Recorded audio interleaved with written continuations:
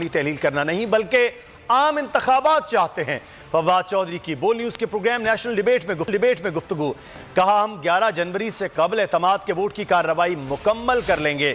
सवाल यह है कि नून लीग ने रुकावटें क्यों खड़ी की? गवर्नर एतमाद का वोट लेने का कह सकते हैं। हमने यकीन दहानी कराई है, आइंदा समात तक असम्बली तहलील नहीं करेंगे। हमारे 4 से 5 अरकान मुल्क से बाहर हैं।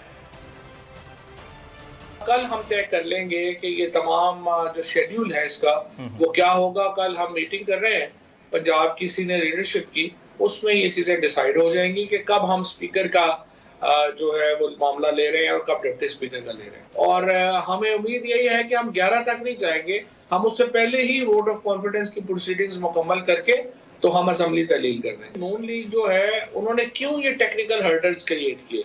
हम ये कह रहे थे कि जनाब आपने जो नोटिफिकेशन जारी किया है उसमें रिजनेबल टाइम नहीं है, तो आप ये हमें यकीन दहानी कराएं कि जब अगली समात को, यानी जब तक वो पार्टी पेश नहीं होती हमारे सामने, नोटिस उनको नहीं होता, तो आप असेंबली तहलील नहीं करेंगे। हमारे 4-5 लोग जो हैं वो मुल्क से बाहर हैं। नून लीग की पंजाब में